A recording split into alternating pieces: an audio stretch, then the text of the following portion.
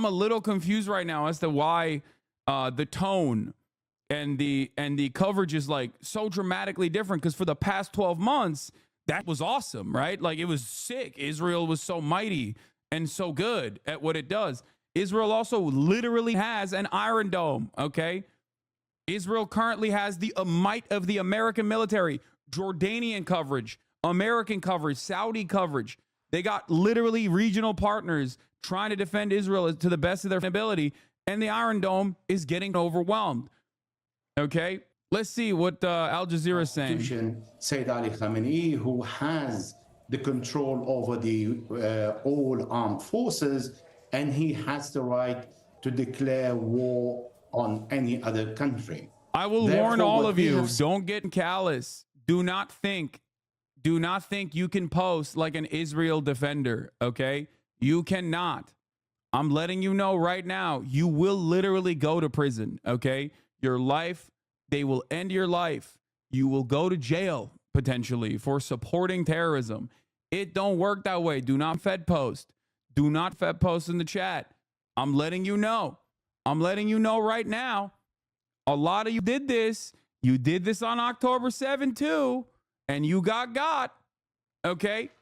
You will never, you will have to sit there and eat the callous indifference and the cackling hyenas over on the side of defending Israel brigade every damn day as they point to like children in body bags, children in trash bags, and say they deserve it. And if you were to ever say anything even marginally close to that, if you were to ever even celebrate it, you will get branded a terrorist. I'm letting you know. I'm letting you know right now. Don't do it. Don't do it. Okay? Having said that, however, the hypocrisy is a little bit alarming. I mean, it's thick. It's thick. You know, I'm experiencing things that I didn't think I would. I didn't think I'd be seeing. You know, coverage that I didn't think I'd be watching. Starting a ground operation, and then this hit today is changed completely the course of event. But it's also spoiling Benjamin Netanyahu, who presented himself as the future leader of the Middle East, who's going to punish anyone that attacked Israel. Elijah, you said Iran was, quote, escalating to de-escalate, which is, you know, it's kind of a strange quote, but it's one we've heard several times in the last few days. And really, the first time we heard it was from Israel, that's what they were trying to do in Lebanon against Hezbollah. The idea of escalate to de-escalate is essentially show your military muscle, show that you're stronger in order to deter your enemy and prevent a bigger war. If everybody's doing the same thing and is adopting the same logic, where's this taking us? Well, it's all in the hand of Benjamin Netanyahu. He is the one who dictating the tempo. He's the one who's going to war on Lebanon. He's the one who started an all-out war on the Gaza against the civilians, not only Hamas, and then turned against Lebanon, hit Hodeidah, and then went to Iran and assassinated Ismail Haniyeh there. He bombed the Iranian consulate in Damascus. He is the one who is escalating for his personal reason to remain in power. And because he's feeling all this victory, he doesn't feel concerned about stopping the war. On the contrary, he wants to continue. And this is why Iran is saying, I'm going to come in. Camera footage of missiles hitting an airbase, the Nevatim airbase in the Negev. Bro, that's crazy, okay? Now, look, they got bunkers, okay? Iran does not have the same munitions that Israel has. Iran is not flying F-15s over targets and directly striking them. Their capabilities are diminished in comparison to what Israel can do to a defenseless area that it occupies, such as the Gaza Strip, or a defenseless country with a paramilitary that is all that remains to defend them, like Lebanon. Okay, Lebanon does not have any anti-air systems in general. That is by design. It's so that Israel can fly over it and destroy it when they want to. Okay, and I need you to understand. I need you to understand something. Okay, this entire situation, and I want everyone to remember this. This entire situation could have been avoided since day one. It could have been avoided from the jump. All it would have required was demanding that Joe Biden do the elder statesman thing, which is reign in Israel. People in his corner told him to do that. People literally told him over and over again, hey, dog, you know how Israel gets, bro? Please tell him to dial it back. He was like, nope. Wow, how about it? Oh, look alive, Jack. I love Israel. I'm a Zionist. Israel can kill as many babies as it wants, Jack. Look alive. Here's the facts. I'm a Zionist. Okay? Rein it in. Rein it in. I've said it a million fucking times. I said it a million times over the course of the past 12 months. I was like, rein it in. Rein Israel in. Please, rein Israel in. I even said, listen, if you're a bloodless, monstrous, sociopathic piece of, but you still care about at least like retaining power, at least if you care about the Democratic Party winning the election, don't leave Netanyahu with a fat arsenal of weapons and a willingness to do the bidding of Donald Trump, because he's in the tank for Donald Trump. He's going to go to war with Lebanon. He's going to invade Lebanon. Everyone's like, Hasan, you're being ridiculous. Hasan, you're being crazy. Where are we now? Where are we now? I said it for months. Am I prophetic? No, I'm a dumbass, okay? I'm a stupid idiot who sits around in front of a computer all goddamn day. I just know a little bit about the way Israel behaves. That's it. I've just done a little bit of reading. That's it, like a minor amount. If you are even remotely interested in the history of the region, you arrive at this conclusion on your own. If you only get your from, I don't know, random YouTubers who are dick riding Israel into oblivion, or if you're only getting your news from MSNBC, CNN, Western media without ever like applying a little bit of media literacy or applying a little bit of critical thinking, you're like, oh, how did this happen? Israel's the victim once again. It's crazy. Dude, they've been doing this. They've been doing this like for 76 years. Of course, a lot of the regional actors have basically designed their entire existence around maintaining a defensive posture, maintaining a deterrent strategy, and developing an arsenal specifically to combat this kind of thing that Israel does on a regular basis. And since October 7, Israel's been doing infinitely worse that Tel Aviv is receiving currently every goddamn day. Every goddamn day. Every day, dude. So if you are now going, how could this have happened? How is this going? How could this have ever happened? Who would have foreseen this? Like, I've been telling you that this was gonna happen. Oh, I mean, I'm sorry. This isn't normal. Every single one of these rockets is meant to kill. Yeah, no, dude. That's what rockets do, dumbass. That's what your rockets do to the Palestinians. Like, get the f out of here. What are we doing? Never seen the Iron Dome like this. Iran built different. I've never seen a total failure of Israeli interceptors like this, completely ineffective against Iranian missiles with a point of comedy. It is insane, brother. Of course. What the fuck were they thinking? What were they thinking? Also, this is the most Israel thing to do, okay? There is nothing more Israel to be like, oh, we're getting bombed in a way that we never have. What to do? Oh, it's time to post like a goddamn teenager. Dude, what are you doing? This is the national account of the state. Okay, of an apartheid state that is currently conducting a genocide, okay? And they're posting like an anxiety-ridden teenager, like, this isn't normal. What are you doing, bro? Stop normalizing this problematic behaviors of missiles, a threat. Is this the start of World War III? I don't think so, but I don't know, man. I don't know, okay? I'll be honest, it is unique to Iran to do this, okay? Like it was already unceremonious and out of pocket for Iran to even retaliate against Israel at all, but that was a managed retaliation. Okay, that was a managed retaliation. That was genuinely a previously communicated retaliation, and they struck like one military base overall. They didn't deploy. They told what they were going to do ahead of time. Like they gave literally like a week's notice or something. This time is different. It's a little different. It kind of caught everybody by surprise. They still gave forewarning, but the forewarning was significantly shorter, right? And I don't know. What is Pat Bev doing over there? I don't know. But if I'm Pat Bev, I'm getting the f out. Don't worry. America will give you a flight out. Unlike those in Lebanon.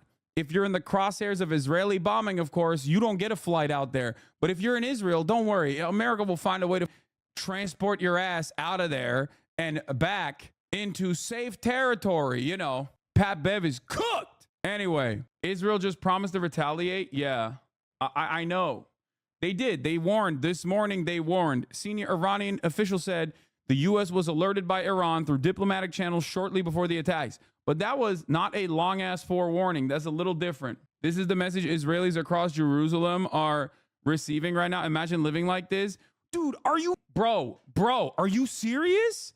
Are you serious? Imagine living like this? Yeah, dude. That's how Palestinians live every day. They don't even have the home front command. They just eat it. They don't have bomb shelters. 12 months of genocide, bro. No way. No way. Turns out bombs killed. That's crazy. I'm actually shocked, brother. That's crazy. Anyway, I hope the HasanAbi heads... Listen, I mean, this is the same thing I say to the HasanAbi heads in Lebanon that Israel bombs on a regular basis. I hope you guys are all right. You know, my thoughts are with you. I know you're already stuck in a goddamn genocidal freak-ass state. You know, surrounded by absolute sickos on a regular basis, life is as it is for you. And now you have to deal with the genocidal government you don't agree with and its consequences. I hope you guys are all right. You know, be safe. I don't know. It's the exact same thing. It's like, it's what I say to the Palestinians. It's what I say to the Palestinian chatters. What I say to the Lebanese chatters is the same.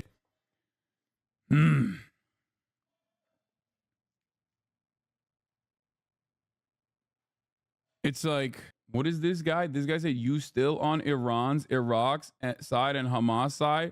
Brother, are you stupid? Do you not hear the words that are coming out of my mouth? I am anti-genocide, okay? I'm anti-genocide. I'm anti-war. Do you understand that? That's the side I'm on. Holy dude, Jesus Christ. 12 months of genocide from the apartheid state. And this was like, are you still on Iraq? What is Iraq doing? Like, what? Is Iraq involved in any way? Just drop that in there, bro. He just dropped Iraq in the conversation, demonstrating his position is just like, so what's up? Are you with the, you know, are you with the sand people or what? Like, who are you with? Are you with the civilization or the sand people? Whose side are you on? It's crazy because it's like both in the axis of evil. No, bro, what the is Iraq doing, dog? Iraq? What do you mean? It's like led by an American puppet state. Are you crazy? What the fuck has Iraq done? I'm gonna say Iraq, bro. Sorry to the Iraqi HasanAbi heads, bro. You're gonna have to get invaded again, it seems. Okay, I'm letting you know, man. It seems like Americans usually have this appetite, you know? Americans just have an unfortunate appetite for death and destruction when stuff like this happens. Here, let's hear what they have to say now. A lot of decisions to be made right now by Israeli government officials. We have much more ahead. Our special coverage of the Iranian attack on Israel continues.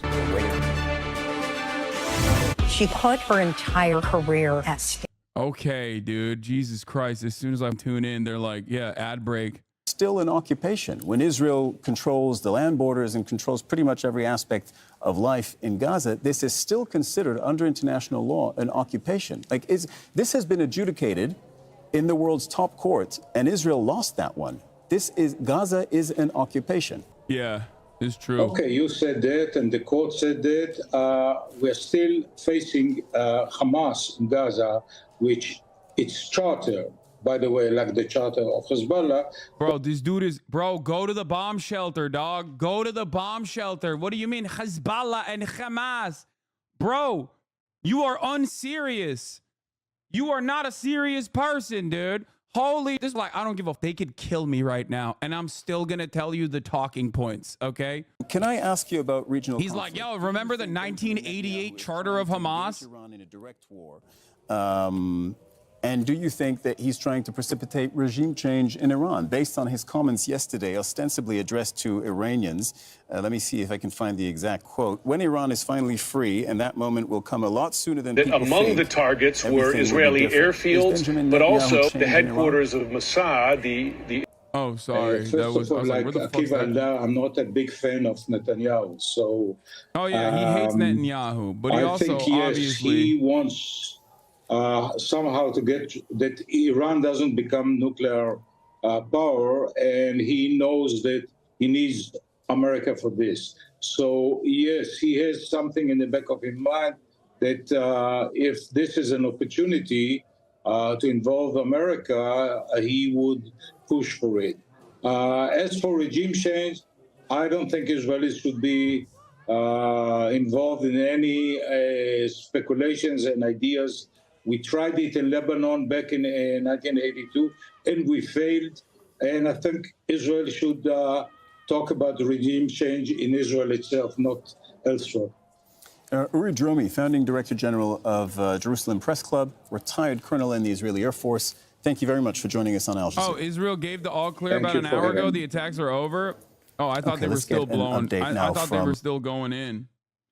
I just saw a live connection to Tel Aviv. They're already back to normal. It's crazy. So we don't have a final assessment. I didn't realize. I thought it was still going on. We don't have a. I don't have a final assessment of what's happening. No, this is live. Al Jazeera is live right now. It's just that the attacks are from earlier. They're just showing. They're just showing the wave of attacks from earlier. Okay. You think the recent escalation with Lebanon now and now Iran was Bibi coaxing attacks to boost his approval? Benjamin Netanyahu has wanted a war with Iran for most of his life. Okay. This is the reason why he was heavily against the Iran denuclearization agreement, because he was terrified of the prospect of normalizing relationship with Iran. That's why he kept mercilessly and relentlessly attacking the Obama administration for its signature accomplishment on that front. That's part of the reason why he loved Donald Trump. IDF has announced, as far as I understand, they've announced that they're going to retaliate. But the thing is, here's the issue. Okay, they already have been. Yesterday they bombed Damascus and Lebanon. They already have been nonstop attacking. The only difference in this circumstance is they'll probably attack Iran. And I don't know if they'll actually attack Iran with even more weapons than prior. And I don't know what that looks like. This is unique territory overall. This is new territory overall. It's not unique in the sense that Israelis have been literally begging to nuke Tehran for quite a while. Okay. But Israel already bombed Yemen yesterday. They bombed Damascus. They bombed Lebanon. They've been bombing Lebanon. The only difference is now they'll bomb Iran again. HasanAbi people on Reddit are saying Iran just started this war. History yet again reset today. Yeah, word I got is that this will be like the April attacks. Israel will retaliate by attacking Hezbollah in Lebanon, not Iran. And Iran will use it to posture to the Arab world that they can do something, but not expected anything else to happen like April. We'll see. But the difference in this circumstance of the Iranian retaliation was the lack of prior knowledge of the retaliation. They only revealed that they were going to retaliate. They only revealed that they were going to retaliate right before they actually launched their missiles. Last time, they gave 7 days of warning. They telegraphed it. They were like, hey, we're going to come. We're going to retaliate. We're going to retaliate. If Israel doesn't do something about it, we're going to retaliate. We have a right to defend our sovereignty. This time, it was relatively quick. BM is posting throughout the Middle East. What a bunch of psychos. The IDF after the Iranian attack. The Air Force will attack strongly tonight throughout the Middle East. We'll see. Al Jazeera correspondent in Tehran is saying there will be another wave of attacks. It is pretty crazy that all of this was absolutely telegraphed, okay? All of this stuff was telegraphed from the jump. It was telegraphed from the jump. It's not like we didn't know this was going to happen. Of course we knew this was going to happen. What the f was anybody expecting? And for the record, what Israel will do, I suspect, when they say they're going to retaliate, is probably kill a bunch of Gazan civilians, okay? As they have been. They haven't really stopped. They killed 34 the other day. It's just that the attention has shifted over to the Lebanese civilians that they're killing by the hundreds, right, in Beirut. So that's probably what they're going to do. They're going to pummel civilians. They're going to punish civilians as hard as they possibly can, because they only have one speed. They only know to do one thing, and that's kill civilians. And that's precisely what they're going to do. I just don't think that, I don't know. Will this inevitably cause Israel to implode on itself? I mean, all of these things actually hurt the psyche of the Israeli citizens, because Israel only responds to violence, okay? Israel only backs away when they are forced to back away through violent retaliation. I think there was a terror attack as well. There was a shooting attack inside of Israel as well. And I don't know if it was in coordination. It probably was in coordination with the bombings. But ultimately, what is going to ultimately what's going to happen is because Israel only responds to force with more escalation, but only backs away when they fear that there are real repercussions for Israel. Okay, that's what they've educated the entire region on. So that's why these things are happening. Inevitably, they can only get away with this. They can only get away with like further and further escalating when they have this security, when they have the Iron Dome, when they have the confidence that like the regional actors, no matter how they retaliate, Israel will be able to protect its citizens. It will be able to protect its civilians, right? When that security veneer, when that mentality goes away, when normal Israeli society starts fearing that there is retaliation for all of the dangerous escalations, the calculation changes dramatically. Because remember, Israel is within the sphere of Western influence. It is like a Western country in the Middle East. So people go to work, people have marketing jobs. Okay, I think it was 2 people from Jaffa, 6 dead, mostly civilians, and a few others wounded. Thank you, Time Without an Ovo. I'm glad you're safe. So when, you know, you got DJs, oh, sorry, from Hebron, but the attack was in Haifa. Projectiles were intercepted over Jerusalem Tuesday evening as Iran said it fired dozens of missiles into Israel's retaliation for killings of leaders of Hezbollah and Hamas. Air raid sirens are sounding across Israel. So do you think an invasion of Iran's airspace is possible and likely retaliation? I don't know. Maybe. Israel is going to see what it really means to be a U.S. proxy state? No, I don't think so. It was in Tel Aviv. Okay, I don't know where the attack was. Hold on. I need to take a breather. In my opinion, you know it's nothing because Israel knew not only it was going to happen, but also the targets which were cleared. Last I saw, only injuries were 3 from the shrapnel and 2 people from running into each other in shelters. Yeah, but you have to remember, Israel will be notoriously private about like what targets actually got hit. I don't think that they will. I do not think that they will be open about if like their military hardware was destroyed. Like they're not going to say that because they do not want any of the regional actors that are aligned against Israel. They do not want any of the regional actors aligned against Israel to score a W in this situation. They do not want, even if there are, like, obviously, if Israeli civilians died, we'll know about it. That they can't hide that. But if the attacks are directed at military targets, as the Iranians claim they were, and they specifically destroyed military hardware, Israel probably will not reveal that information at all. Like, they don't want that. They don't want that. They don't want people to know that Israel is not this like infallible and impossible to penetrate security barrier is actually not impossible to penetrate. Israel's Channel 12, 8 killed in the Jaffa shooting. Israeli police say one of the attackers has also been killed. Yeah, there was a shooting at a train stop in Jaffa. Israel has resulted in multiple casualties. Initial reports indicate several people were wounded, with some in critical condition. According to the Israeli Broadcasting Authority, 4 people have been killed in the attack. Yeah, and I think Daniel Hagari also said that like you know, you shouldn't show any videos of any attacks. Don't show the videos. Very graphic. I'm not going to show the videos. To be honest, I think we could be next. I don't know what part of the world you're in. If you're in Iran, or if you're in Lebanon, or if you are in America, I don't know. Is this also de-escalation by escalation? No, this is retaliation. What do you mean? Oh, in America? Yeah, I mean, maybe, probably not though. I think most of the regional actors are too busy with their own backyard at this moment to focus their crosshairs on the United States of America. Can you please explain how Israel uses human shields? I'm confused on no civilians died if that's the case. Iran's legal, rational, and legitimate response to the terrorist attacks of the Zionist regime, which involved targeting Iranian nationals and interests and infringing upon the national sovereignty of the Islamic Republic of Iran, has been duly carried out. Should the Zionist regime dare to respond or commit further acts of malevolence, a subsequent and crushing response will ensue. Regional states and the Zionist supporters are advised to part ways with the regime. They're doing the same thing that Benjamin Netanyahu said yesterday. They're like, hey, we don't want war with you, the Israeli people, but your government is the reason.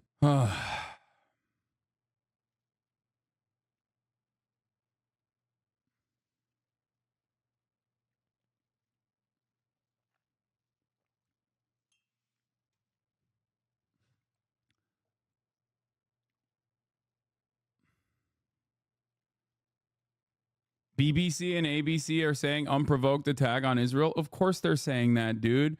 The only attacks that are provoked are dude, Israel gets to listen, you have to understand. Israel gets to attack everybody, and that's always righteous.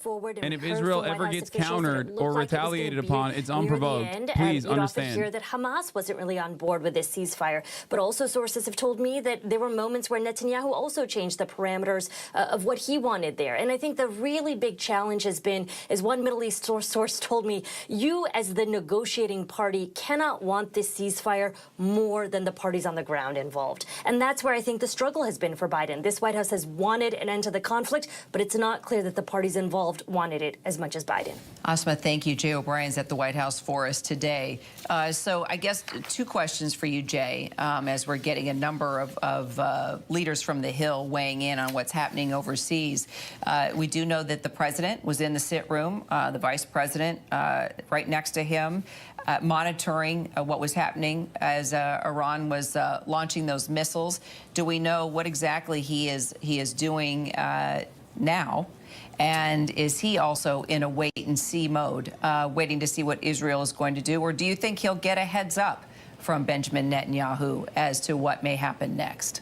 Well, a number of different things to unpack in that. Firstly, I can tell you that when the president and the vice president were in the situation room, it was largely White House officials say to coordinate the defensive response. The U.S. the wider market is down today. In trying to shoot down some of these missiles and succeeding in shooting down some of these missiles. Exactly how many the Israelis were able to intercept versus the U.S. and potentially other allies shooting down is very much unclear. But we know that that was what the president and the vice president were monitoring there. The defensive ability by U.S. military assets to shoot down some of these missiles in participation, of course, in defending their Israeli partners. We also know that senior White House officials telegraphed that there would be, quote, severe consequences for Iran if there was a direct strike of this nature at Israel. Exactly what severe consequences look like is still very much unclear. As you said, the White House is somewhat in a wait-and-see pattern. They are obviously in close touch with Israel because they were participating. Bro, they're about to know why we don't have free healthcare. I know, man. Yeah, you're right. Will the White House get a heads totally. up as to any just kind like of the Ansar Allah administration in Yemen here? found out, right? That is an open question. No one really knows the That's answer. why they're To be lobbing like hypersonic missiles into Tel Aviv. Still, in that strike on that building that they that's said an was own on you, Hezbollah dog. headquarters. That is an own on you and all of us. You understand that, right? Like the idea that like we don't have healthcare, is that an acceptable trade-off? Are you insane? Why are you openly saying that and you're championing it? That originated that statement originated as a angry thing. Like people used to say that as like, how up is it that we don't have healthcare because we're just like always funding more missiles? That's the joke. Come on, man. It's oldest line. I mean, it depends. Some can't tell a joke. It's got to be a joke. Okay, first of all, you can joke about this. I'm just saying that like a lot of people don't make that as a joke in the sense that a lot of people that say that nowadays are saying that as an own, where they're like, no, dude, it's sick. Like we don't have healthcare, and that's the reason why we get to blow up everybody. Like, and it still doesn't work. You know what I mean? FEMA needs $9 billion, yet we send another $9 billion in shipments to Israel. Yes, dude. Are you anti-Semitic? Are you anti-Semitic, sir? Of course. Excuse me. We need to deploy the National Guard, not to areas that are in desperate need of hurricane assistance, but directly to the region so we can defend Israel when Israel inevitably goes to war with every country in the region. So shut the fuck up. Shut your anti-Semitic mouth up. Do you understand? How unacceptable of you to say these sorts of anti-Semitic things. Lindsey Graham's colleagues, as Lindsey Graham so often is on the issue of Iran, he has gone further than any other Republican or Democrat at this hour. Do you think zero casualties because Iran showed restraint? It's both. Iran showing restraint and also the dome is effective. As you said, for the U.S. to support but it's mostly, in that operation, like, they hit targets, brother. Look. Place, what I've seen in statements. Look. Listen. Look at the Iron Dome is for tinier missiles in general. Okay, the Iron Dome is a more comprehensive. Like the anti-ballistic system is called Arrow. Okay, And that, when people say Iron Dome colloquially, they mean like all of the Israeli defense structure, not just the Tamir interceptors. Okay. But it's actually Arrow, I think like Arrow 1 through 3, like David's Sling, I think is another one. Like there are a bunch of different anti-missile systems that Israel has. It's very comprehensive. It's very large.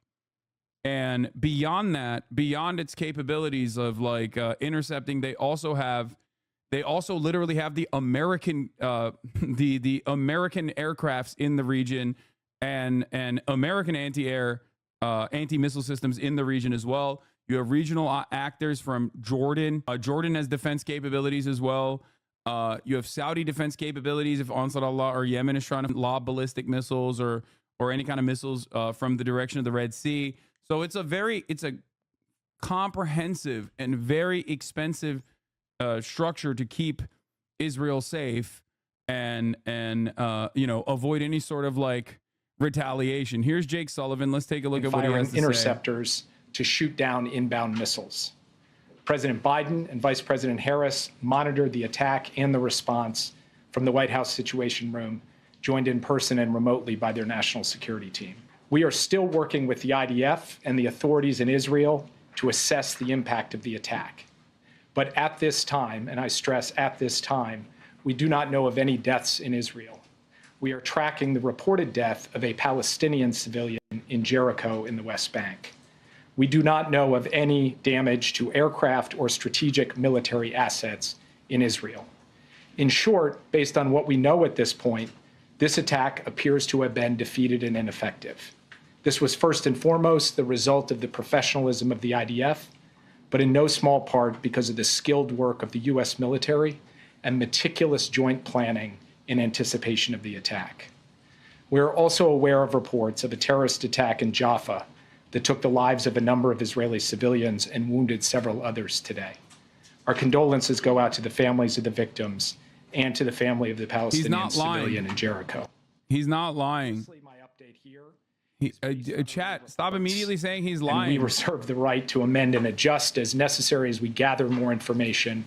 The word fog of war was invented for a situation like this. This is a fluid situation.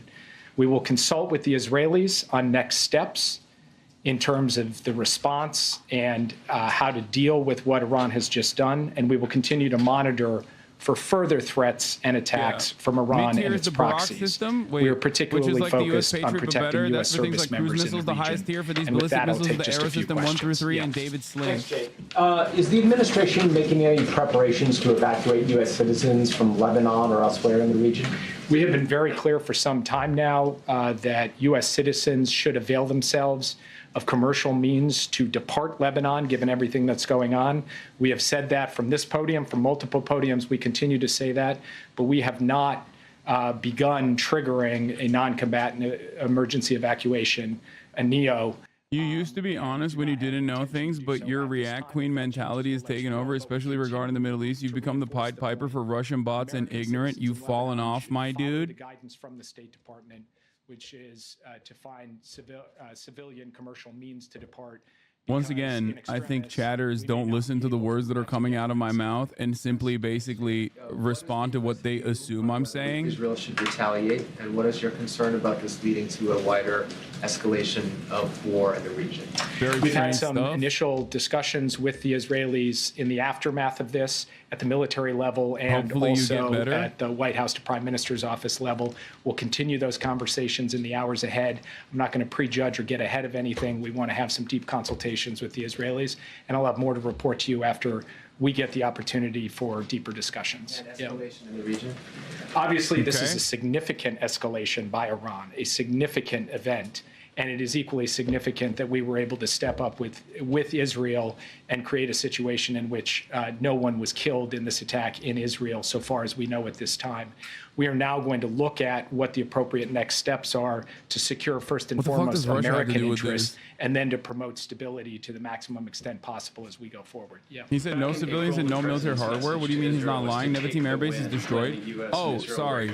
I thought he said no civilians were harmed in this process. I don't disagree with that. I mean, I don't think that assessment is a lie. Listen, Israel cannot keep it a secret if their civilians die in any kind of attack. And also, it would not even be in their interest to keep that a secret. It would give more righteous cause to whatever they're going to do next, okay, in retaliation. But in terms of the military hardware, they will absolutely say, oh, nothing happened. We didn't even get a dent. They won't openly admit that their military hardware was destroyed. So just so you understand, do I believe that there was no military hardware destroyed? I don't necessarily believe that. I think that, you know, if they actually struck targets directly right here, if this footage is correct, and you're going to get like very limited information from Israel on this stuff because like they don't want this kind of information. They do not want this kind of information to be out. Controversial documentation of missile drops. This is from Con News. You don't like Israel does not want direct targets.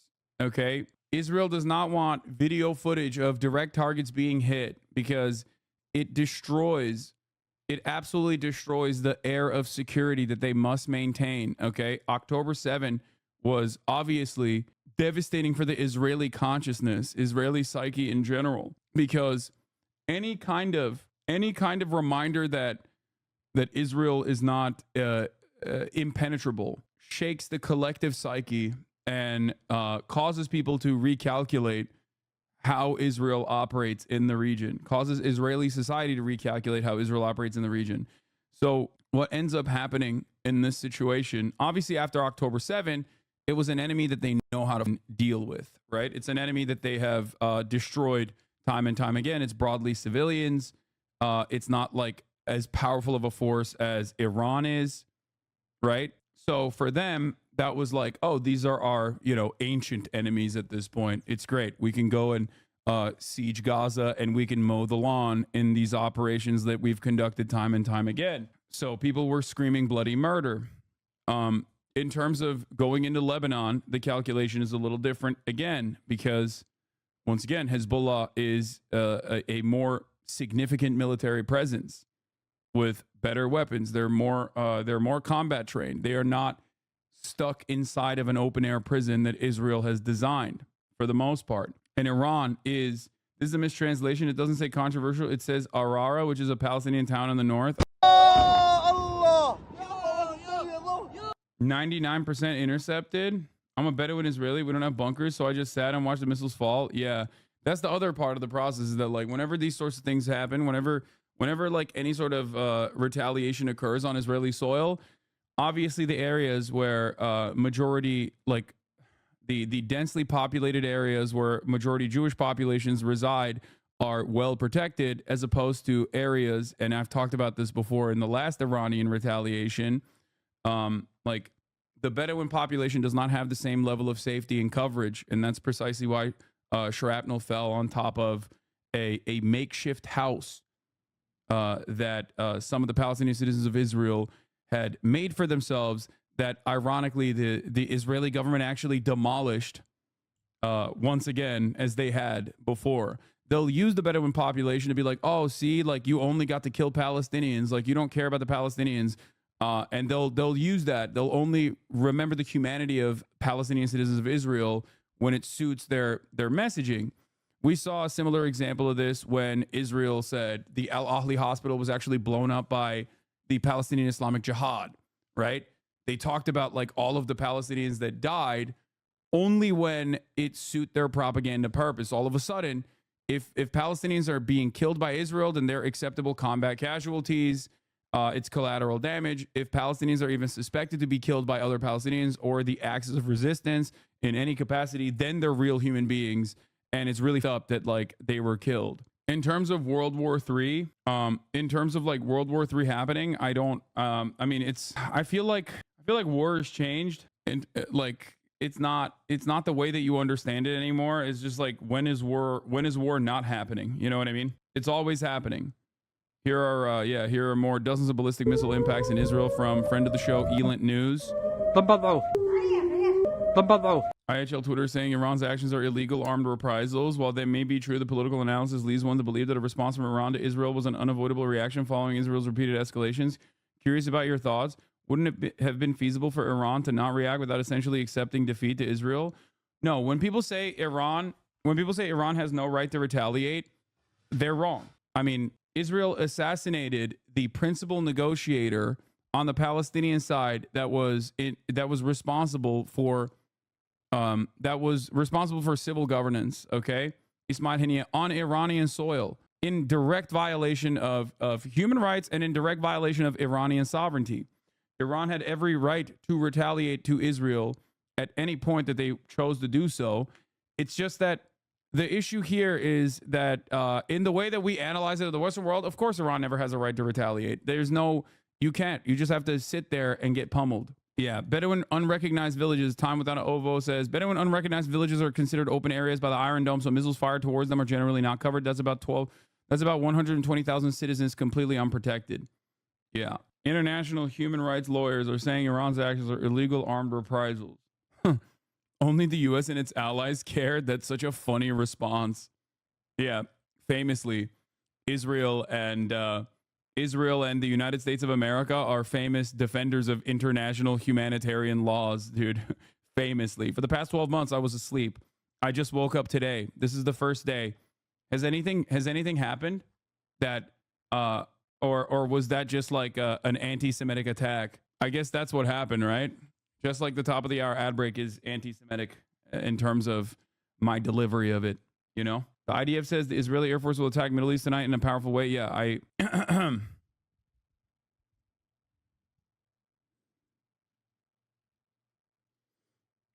Anyway, I know I might be fed up false information, but it seems like from the interception of Israel, all of its surrounding countries hates it so bad and attacks it nonstop. So I guess if Israel took Gaza as a part of the country, it would be even worse because they hate Israel. When a nation is at a state like that, wars are kind of inevitable, I think. Dude, from the inception of Israel, surrounding countries hate it so bad. Maybe think about that. Think about it a little bit. Think about it further. Like how Israel became a nation state is exactly why a lot of the other countries in the region think that it is a force of evil in the region. And Israel has given plenty of evidence that, you know, it truly is. Yeah, October 7 and October 1st are the only 2 days on the calendar. I mean, this isn't as big of a considering the fact that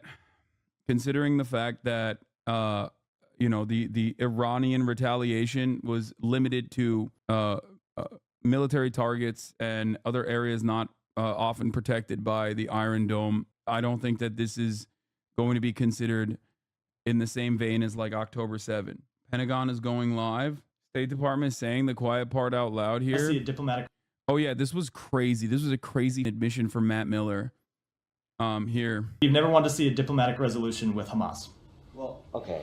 Well, what about the ceasefire? We wanted to see a ceasefire, but we have always been committed. We have always been committed to the destruction of Hamas. We did want to see a ceasefire, but we have always made clear that we wanted to see a different authority moving forward.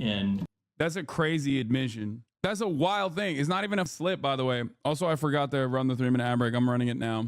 Can you explain why they told him they're going to send missiles 12 hours earlier? They always do. That last time they telegraphed it even before. They telegraphed it like 7 days ahead last time they did that. It's like, it's almost like, dude, this is how world powers operate, okay? Like even when Donald Trump dropped the Moab, okay, I think it was in Syria or Afghanistan. We've blown up every goddamn country. When Donald Trump dropped Moab in Afghanistan, even in that situation, there was also some bombing campaigns that occurred in Syria on positions that were Russian, okay? They gave prior, what is the word for it? I mean, it's deconfliction, but it's not actually deconfliction in this situation. There's a different term for it. I'm not, like they always give a heads up. They give prior notice before they drop bombs in an effort to make sure that American weapons are not immediately killing like another powerful nation's military, okay? Because accidents do end up happening regardless of the constant back and forth communication among superpowers, even when they're directly at war or sometimes when they're not at war with one another. Like, heads up is the proper term, buddy. Thank you. Okay, well, ultimately, ultimately everybody communicates with one another before they do these kinds of attacks. The only group that doesn't really communicate ahead of time, or gives like, or doesn't directly target military capabilities, but claims they're directly targeting military capabilities, but is actually targeting like densely populated civilian areas, is Israel. That's just the truth. Okay? Because if any other country operated in the same way that Israel did, considering that our analysis is that Israel is our allies, we know what it looks like when a country operates in the way that Israel does. Russia, that's it. Russia is the perfect example. Russia is the perfect example of what happens when a country that is outside of the scope of American influence and power, that is a regional actor, a regional superpower in its own, in the power that it has, when they operate in a similar capacity to Israel, that is precisely what happens. That is, what happens. We don't have to speculate on the American perspective on the matter. We saw exactly what happened. The Biden White House's October surprised its own candidate, a historical first, I think. I don't think it's an October surprise if it's not a surprise at all. You know what I mean?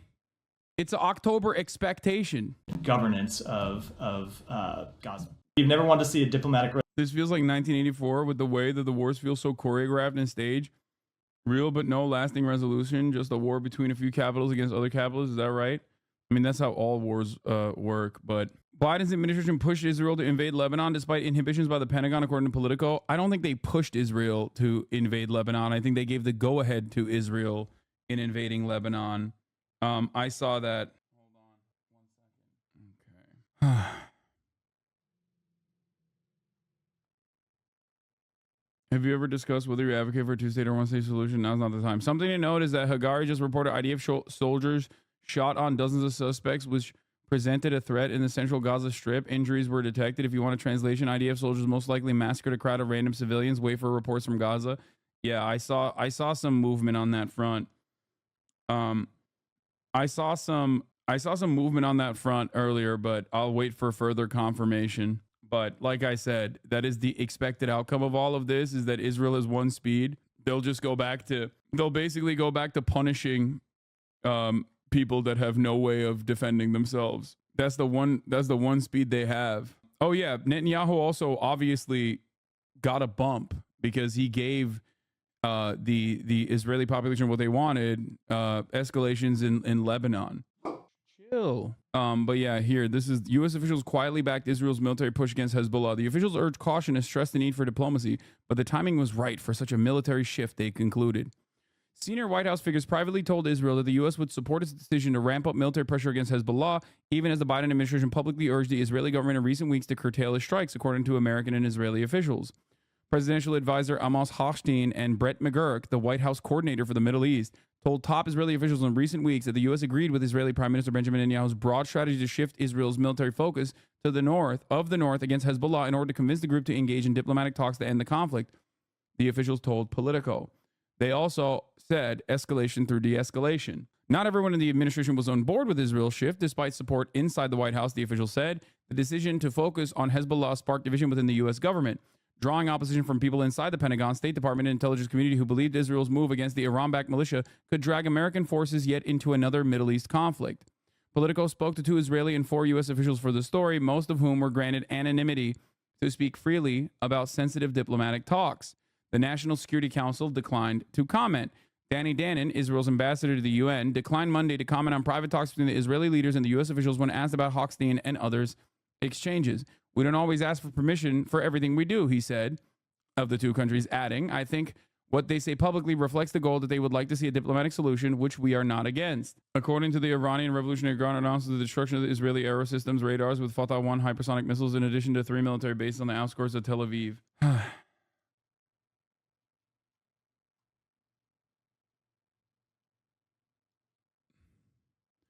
Always good to remember U.S. Middle East policies being run by a George W. Bush Iraq guy, Brett McGurk, and a former Israeli soldier, Hochstein.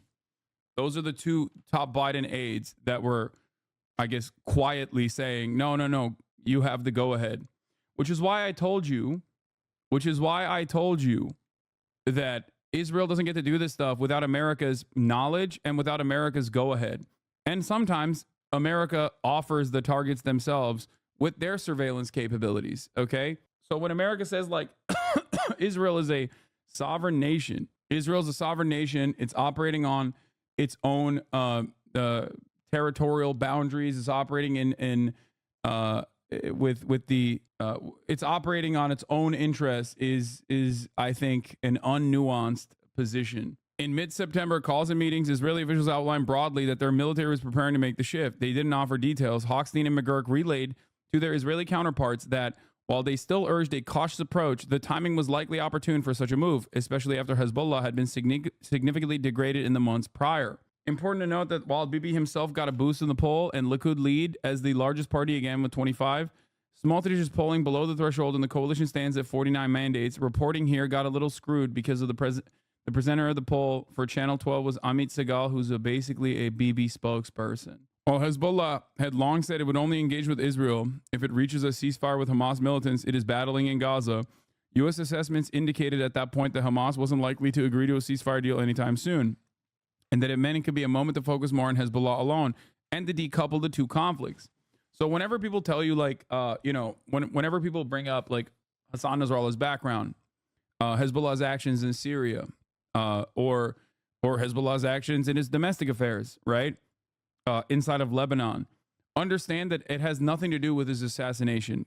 His assassination happened in the hands of the Israeli military in coordination with the American government, specifically because he and the Hezbollah forces presented a deterrence and a threat to Israel's interest in conducting its genocide in Gaza.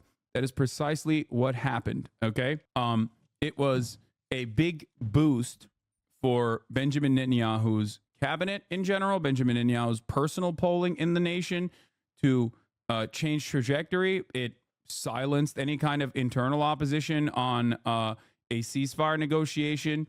He offered basically like a slab of meat to the Israeli population by bombing Beirut. Okay, are you scared? I'm not. I don't know. I mean, I don't know what scared means at this point.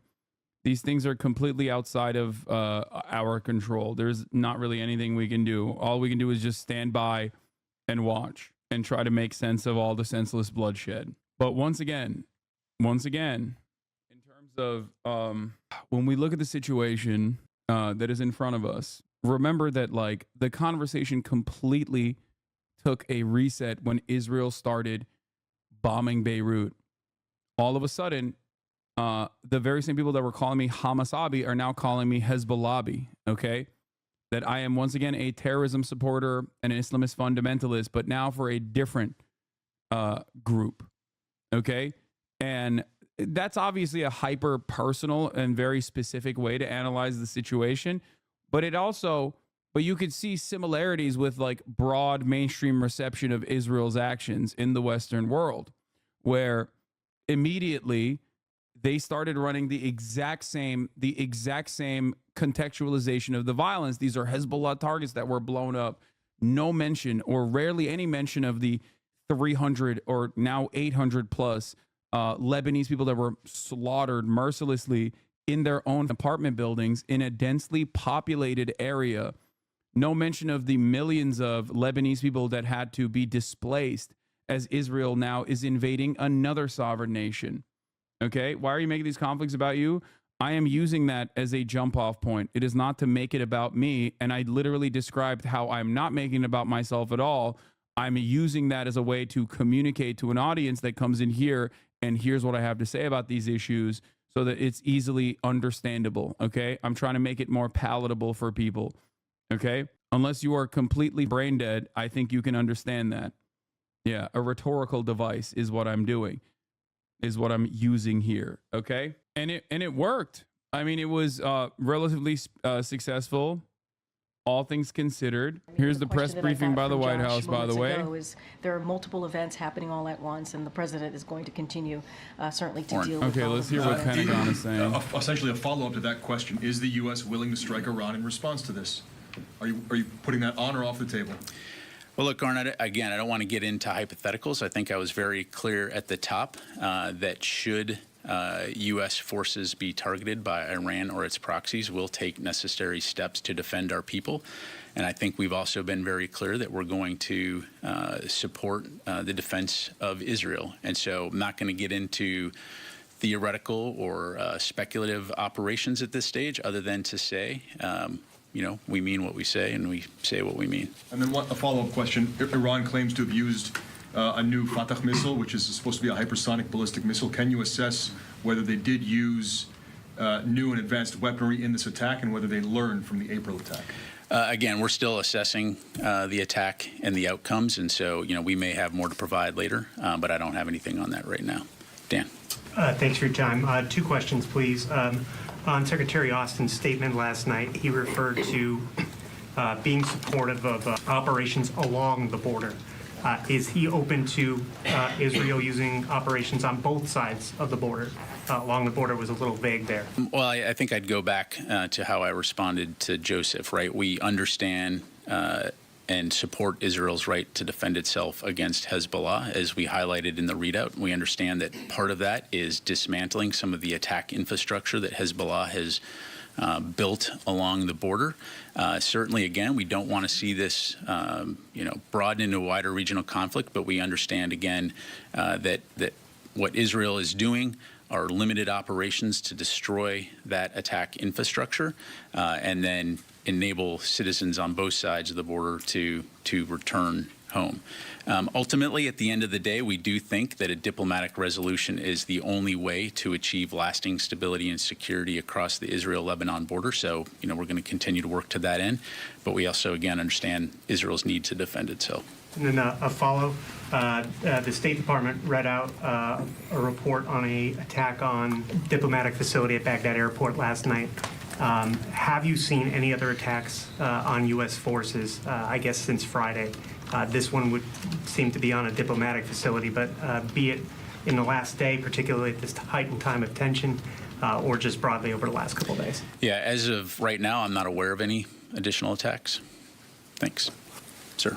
The Iron Dome, how effective is it against ballistic missiles? And some of the televised images appeared to show some of them landing on infrastructure. Are you aware of that? In general, was this attack more effective than the Iranian attack in April?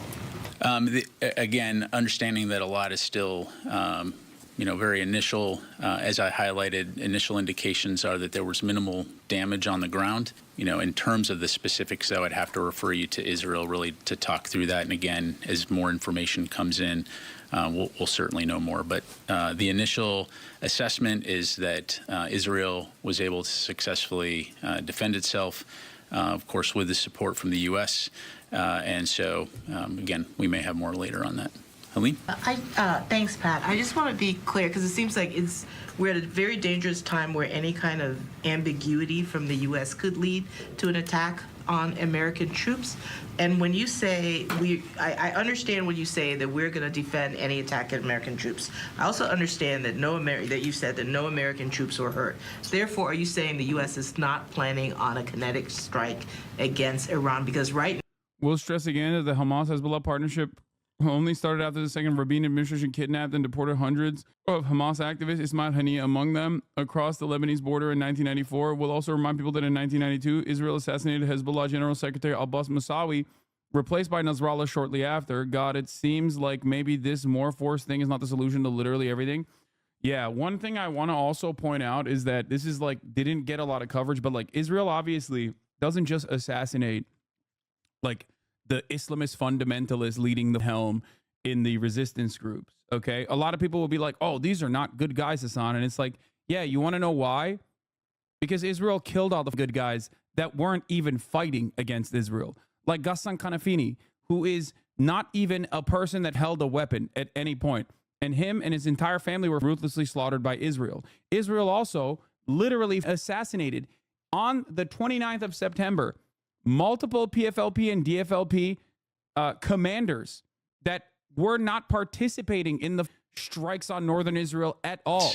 They were assassinated because they were Palestinian leaders living in Lebanon. And it didn't even get any coverage. So when people go, oh my God, why aren't there any like secular Marxist leaders or whatever? It's because Israel kills them all the time. Okay, the only ones who end up surviving this kind of happen to be some of the biggest fundamentalists. Where does Iran stand now? You don't get to choose who gets to resist against Israel's incredibly violent, increasingly bloodthirsty actions. I mean, that's really it's just Israel is setting the standard for Iran. You know, as evidenced by this attack, you know, they certainly maintain the capability to conduct Holy attacks. Tope from Hasan. As I highlighted at the top. If your understanding of complex geopolitical things that are happening in real time and all the death and destruction that is accompanying that in real time is just cope of a Twitch streamer or something, I don't know what to tell you, dude. Just open up your eyes to the reality, you know? Have to be prepared in that eventuality. I just want to It's clarify. weird. I think you said earlier this is twice the size. It's a very weird way to look at and interpret events. Yeah, it's about twice as large in terms of the number of ballistic missiles that they launched from the last. Do you believe it was their intent to actually do damage this time? Well, you know, look, you don't launch that many missiles at a target without the intent of hitting something. So absolutely, just like the last time, their intent is to cause destruction. And so, fortunately, you know, Israel has very significant air defense capabilities, and the U.S., of course, played a role in helping on that front as well. Thank you. Matt? Thanks, Pat. You said there have been no new attacks on U.S. forces in the region, but is the department tracking a greater threat now to U.S. forces, and are you taking any extra measures on top of the recent plus-ups you've done for force protection? Well, Matt, I mean, as you know, we're always taking force protection very seriously. We're all very well aware of the heightened tensions in the region, and U.S. Central Command has been, for a long time now, you know, constantly assessing and reassessing the threat to ensure that our forces are protected. Like I mentioned, I'm not aware, as I come to the podium, I'm not aware of any additional attacks beyond the one that that Dan mentioned, but it's something that we'll obviously be, you know, keeping a close eye on to protect our forces. Secondly, were there any other nations other than the United States and Israel who took part in intercepting missiles or helping to track them or anything like that? Yeah, I don't have anything to provide on that, and obviously I wouldn't speak for other countries from here. Yes, sir. Moin Rabbani, Trita Parsi, Finkelstein, and other regional experts have said that Israel is bent on war with Iran during this election cycle and Biden's lame duck period. I expect they'll take this opportunity to bring that to fruition. Yes. Part of the reason I think that Iran has been insanely restrained, and this is not just my estimation. I know people will say like, oh, Hasan, you're biased in the matter or whatever. This is the estimation of like the American State Department as well, in terms of its like Iranian retaliation to Israel violating its sovereignty on a regular fucking basis as well. I'll say this much. I think it's partially because they did not want to hand Benjamin Netanyahu and Israel the thing that they want the most, which is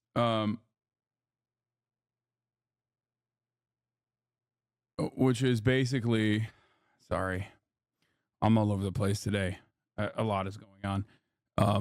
Which is basically a war with Iran, okay? If Iran strikes civilian targets and does like October 7 level damage with hypersonic missiles that obviously are capable of penetrating Arrow 1 through 3, David Sling, and the entirety of Israel's anti-missile defense systems, like if they are able to target a military facility, they're able to hit Tel Aviv. You understand that, right? Like, please understand this. If they are able to hit directly Israeli military facilities that are near Tel Aviv, that means they can hit Tel Aviv.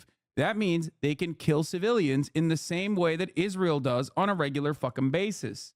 Okay? Recognize this reality, please. There is a reason why they're not doing that and targeting military facilities and impacting military facilities instead. Okay? The reason is because they are still worried about if they kill a bunch of Israeli civilians, then the big war, the thing that they're worried with American military joining the conflict and greatly escalating it into a regional, full-blown regional war with Iran will occur.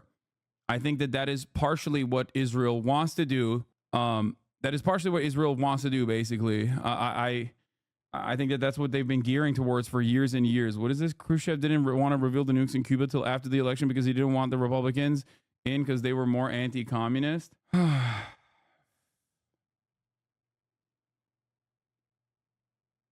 With Michigan having 3x the Lebanese population of Palestinians, is this going to be a cherry on top to losing Michigan? I don't know. It depends. I wouldn't. The Lebanese situation with respect to Hezbollah is more complicated than you think. I mean, I think there's plenty of Lebanese people who are going to be upset that America is allowing Israel to pummel Beirut, but it depends on what the demographic makeup looks like. If they are, if it's the Christian Lebanese population, they might not. They might actually cherish this attack. You know what I mean? They might actually think that this was good because, once again, they also are not exactly fond of Hezbollah. But the internal Michigan polls look really bad. My understanding is that Michigan was literally mourning of Nasrallah. It's the biggest Shia population in America. Scoop, Slotkin warned donors last week that internal polling for her Senate campaign shows Vice President Kamala Harris is underwater in Michigan, according to a video clip. I'm not feeling my best right now about where we are on Kamala Harris in a place like Michigan, she said. Yeah, the Phoenicians. But the King Phoenician spoke on this recently, and he had, it was shocking to hear from, what's his name, Nassim Talib. He was very upset with Israel, and he's Mr. I'm Phoenician. I'm not Arab. So, you know, Michigan's Lebanese population is larger than its Arab population in general. I mean, yeah, Nicholas Nassim Talib. I think, I mean, the way I see it is like a lot of the Christian Lebanese population living outside of Lebanon see their family villages, you know, their Christian homes of their Christian family members also being bombed in the same way, with no distinction between like Shia or Christian or Sunni Muslim Lebanese populations, and recognize that Israel is still in the wrong for doing this, and recognize that America is allowing Israel to do all of this. So I suspect that they're probably not too fond of it. It's like Capri Sun Poppy's dad comes to mind, you know? The Chief of Staff, Major General Herzi Halevi, at the end of the situation assessment, we've proved our ability to prevent the enemy from achieving by combining exemplary civil behavior with a very strong air defense system. We will choose when to collect the price and prove our precise and surprising attack capabilities in accordance with the guidance of the political echelon. So it's less about the platform and it's more about the capability.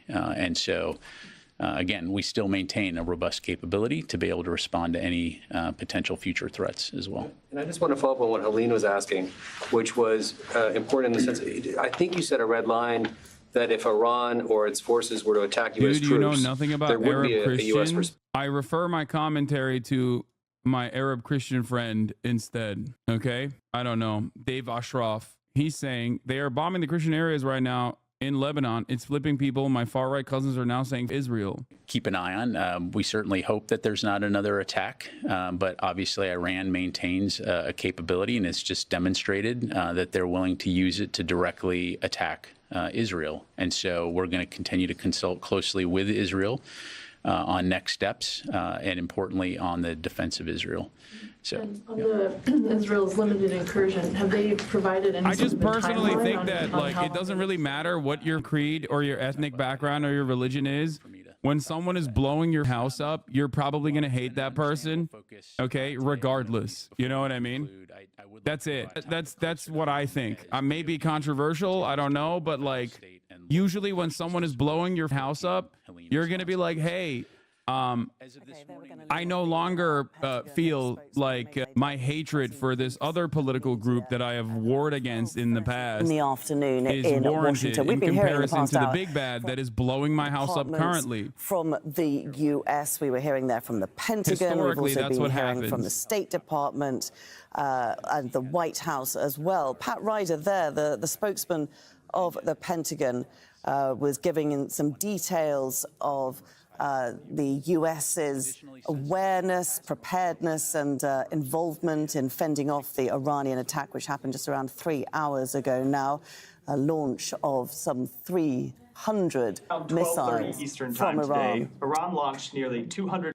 State Department, it seems like they don't like it. I'm shocked to hear from Matt Miller about a bombing campaign Turns out there is a bombing campaign that he doesn't like. I didn't realize that that was the case, because for the past 12 months, he's just been defending all the bombing campaigns in general, so it's shocking. Ballistic missiles against a number of targets in Israel. The United States once again came to Israel's defense against these attacks, just as we participated in Israel's defense when Iran launched its April 13th attack. Our initial assessment is that Israel, with direct assistance from the United States and its partners, was able to successfully defeat this attack. This was a brazen, unacceptable attack by Iran, and every nation in the world must join us in condemning it. Secretary Blinken joined President Biden, Vice President Harris, and other members of the President's national security team in monitoring this attack as it was unfolding, as well as our response. As the President has made clear, our support for Israel's security is ironclad. I mean, where was this kind of smoke when Israel blew up Beirut, dude? With American weapons, mind you. I never saw that. Like that happened literally like 6 days ago, 7 days ago. That's crazy. That's actually crazy. Those were civilian buildings that they took down, you know, 6 of them. That's wild. We will continue to stand with the people of Israel at this critical moment. With that, starting around 12:30 Eastern Time today, Iran launched nearly 200 ballistic missiles against a number of targets in Israel. The United States once again came to Israel's defense against these attacks, just as we participated in Israel's defense when Iran launched its April 13th. Is anything about what is anything Israel has done in the last few weeks escalatory? But does the administration see anything that Israel has done over the course of the last? God, the audio is so bad. So certainly they have done things to expand the conflict. But if you look at the actions that they have taken, they were bringing terrorists to justice. Terrorists who have. Oh, dude, goddamn! I didn't realize Israel was bringing terrorists to justice. Thank God for all the terrorist children that they killed in Beirut. You know, all of those terrorist kids. Thank God that they're bringing terrorists to justice. Oh, okay. Have launched attacks on Israeli civilians. If you look at what Iran did today, we've been warning for some time about the threat posed by Iran arming and funding terrorist groups across the Middle East. And the attack today just demonstrated the danger of those actions. What you saw was Iran launching a state-on-state attack to protect and defend the terrorist groups that it has built, nurtured, and that it controls. So there is a difference between the actions that we have seen Israel take to defend its civilians and what we see. What we've seen Iran take. They are equivalent. I just wanted to make sure that you didn't see. No, we have certainly seen we've certainly seen Israel expand the nature of its attacks. Yeah, it's not an escalation; it's an expansion. You know what's even funnier? America's trained Lebanese and even armed them. I know people trained in America to fight terrorists. Yeah. I don't think those guys are in Hezbollah, though. I think that that's a part of the Lebanese armed forces that retreated beyond the UN line before Israel invaded Lebanon. The irony, of course, is that like it's not equivalent because once again, it's not equivalent at all. You want to know why it's not equivalent? Because Israel gets to kill as many civilians as it wants. Okay, there is an endless appetite for that kind of destruction. Okay, Israel can invade whatever country it wants. Israel can take down as many civilian buildings in a densely populated area. Okay, America will always defend it as you are watching them defend it. Okay, so of course, any kind of retaliation that comes back to Israel has to be very calculated and very careful. And even then, it will be met with an incredible escalation against Hezbollah, but is a very different type of attack than what we saw today from a state actor against another state. Anyway, pretty sure we were hoping they'd be able to secure the full coastline much sooner than this. They didn't want to have to defend this for a year. I mean, the interesting part about this is that the alternative solution is one that like the overwhelming majority of Americans want. It's the UN Security Council's, it's the UN General Assembly's wishes. Like it's literally the simplest solution, which is to do a ceasefire in Gaza, to stop doing a genocide in Gaza. It is literally that simple. Ansar Allah has said that they would end the blockade in the Red Sea. Hezbollah, since October 8, has said that they would no longer be bombing. They would no longer be bombing northern Israel. if Israel stopped pummeling Gaza. Like, everyone has said that. And it's crazy because so did the American government. The American government has claimed that they want this to happen.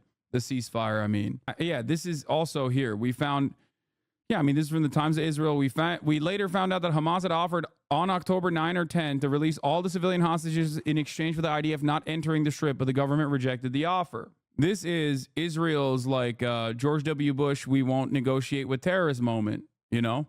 Sorry, events were set in motion. We have an appetite for death and destruction. Of course, I reported on it at the time. It doesn't really matter. And they're going to do what they're going to do, you know? There's nothing you can do about it. Not to drag the entire region into a full-fledged all-out war scenario. And the second statement considers this attack 90% successful. This is what we see in the statement. They say 90% of the missiles have hit their targets in an operation that they call True Promise 2, and the True Promise 1 refers to the operation that they did in April in response to another round of hostile behaviors by the Israelis. And also, we see in this statement about some details on the nature of this and the weapons used in this attack, which is basically a Fatah hypersonic let's say, missile that has been used in this attack. It is used for the first time. It was revealed last year by IRGC, and now they're just having a real test fire of that. And they are putting emphasis that they used it to sort of strike 3 air bases of the Israelis in which they kept F-35 and F-15 fighters. These fighters were, according to Iranian reports, used to conduct the attack, the latest attack in which... Bro, I don't know why Israel... I'm going to be honest with you. I've noticed that you had less Hasbara boss chirping in the chat. Are they on leave right now? Yeah, maybe one of the headquarters blew up or something, so they don't have the bots. You draw Arab Christians in a bad light. There's no beef between Muslims and Christians when it comes to their country or neighbors. Wait, what? No, dude. No. I'm talking to Americans, chatter. Come on. Americans have no way of understanding that, like, people are not monolithic in the region, okay? I'm just saying that there are going to be people who... I'm saying that there are going to be people that don't like... or if you hear from a Lebanese person that's like, no, I actually do appreciate Israel blowing up Lebanon, I'm telling them that, like, there is a likelihood that they are, you know, potentially... a Christian Lebanese person with of a different mindset, even though that mindset is now becoming the minority, especially when they have family members that are still in Lebanon whose family homes are being bombed.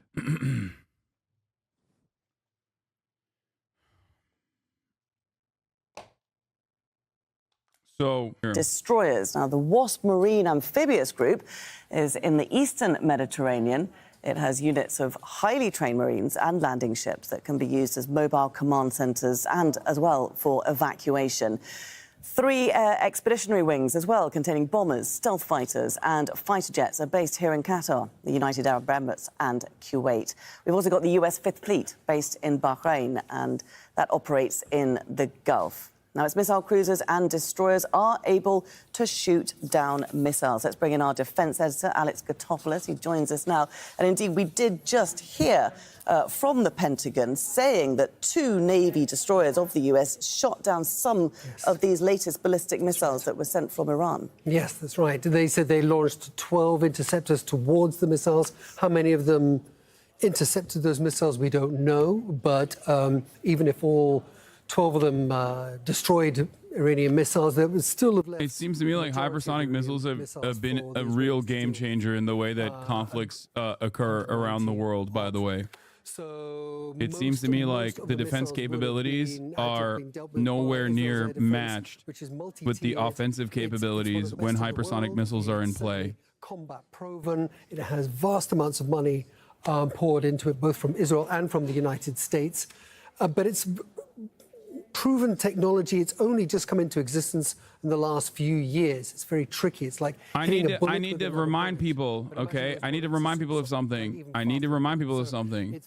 If they have the capability of striking targets inside of Tel Aviv, inside of the entirety of the Israeli defense capabilities, that means they have the capabilities of targeting, you know, blocks of crowded residential buildings. Actually is being fired, because again, we heard from the Pentagon that the reason why they are not doing that matters, okay? You must understand why they are not doing that. Ballistic missiles that were involved. There weren't any drones this time. Okay, So look. Tell us what a ballistic missile. Like, this is literally in the outskirts, the northern outskirts of Tel Aviv. This is Eric Toller of the New York Times. An Iranian missile exploded near the Mossad headquarters located on the northern outskirts of Tel Aviv. Rough map of the video's perspective and approximate site of explosion. They are still refusing to hit direct, like, crowded civilian areas and keeping their strikes to military targets, okay? Israel has significantly better targeting capabilities than Iran does, because Israel flies their planes and drops bombs directly on targets. Israel is blowing up areas where there are no anti-air defense systems, okay? Iranians are not using F-15 fighter jets and flying directly over Israeli airspace and targeting these areas in the same way. And even then, despite the limitations of their targeting capabilities, they're still showcasing their ability to penetrate the Iron Dome. They're showcasing their ability to cut through Israeli air defenses. This is significant. That is the message here. Small scale rockets. It's at that lower level, which is, small scale rockets, Katyushas, these sorts of things that fire to barrages. Then you have the next layer that will deal with more medium range missiles. And that's the Barak 8, which is the Israeli version of the Patriot, actually supposedly better than the Patriot system. And then major stuff coming over from Iran in this case. So I would have thought a lot of Arrow 3 missiles and Barak 8 missiles would have been fired to intercept this. This would have been these top 2 tiers of Israel's multi-layered air defense systems that would have gone into action. Fascinating stuff. Very good to get your analysis and your insights there on the actual military capability of Israel, which is huge, especially when coupled with the US's in the region. Many thanks, Alex. Well, there have been scenes of celebrations across Gaza and indeed in other places across the Middle East in response to the Iranian missiles fired at Israel. People in Gaza came out onto the streets as the missiles were seen flying overhead, going into Israel. Tariq Abu Azoum is in Deir al-Balah for us in central Gaza. He's joining us now on the phone. Tariq, talk us through the atmosphere there in Deir al-Balah. Why would Iran show restraint when Israel is escalating? Well, Israel didn't. Like, Israel also had a relatively restrained approach after the first Iranian retaliation. So that's probably their expectation. Repeated provocative attacks on Lebanon and Iran, including the latest assassination of Hamas's top leader, Ismail Haniyeh, and the assassination of Hezbollah's top leader, Hassan Nasrallah. So people of Gaza generally saw the Iranian ballistic missiles from these separate areas in the Strip flying over Gaza, heading to the Israeli... Wow, I can't believe the civilian children that have been blown to bits for the past 12 months were celebrating the occupation incurring any penalty whatsoever. That's shocking to me. That will have grave How uncivilized of them. On Israel. And I need to point out that following the Iranian retaliation, Israeli fighter jets How dare they? in Gaza were mobilized and they got nothing. in a very low altitude and slow over the sky of the Gaza Strip as a part of a preparation against any possible military move might be taken by Hamas or any Palestinian armed groups in the Gaza Strip. They attacked, in fact, in the past couple of hours, anyone who's moving close to Netzarim corridor, and there was more growing state of alert from the Israeli occupation. It's because they're, I think they're celebrating because they're anti-Semitic and they hate the most moral army. And the most moral, the only democracy in the world, honestly. But people generally understand that this Iranian That's what it is, I think. might trigger more huge Israeli response to that attack, which can really give a clear sign that the entire region is on a knife edge that can lead to a very all-out war in the entire area here. Yeah, I mean, it's clear that Israel has been carrying out intimidating actions over Gaza. Don't the civilian population of Gaza know that Israel is carrying out its genocide in the most moral ways possible? I'm shocked, horrified at the display. Attacks are going on, airstrikes are going on Gaza on a daily basis. The casualty numbers are huge there. 41,600 people killed in a year of fighting. I suppose with the war now broadening out into Lebanon, with it potentially broadening even further, as you say, into a regional event, do the people of... This is wild. Palestinians in Ramallah are posing for selfies on an Iranian missile. That's crazy. Dude, they got nothing else going on, you know? Now, Israel is so keen to transfer the center of gravity.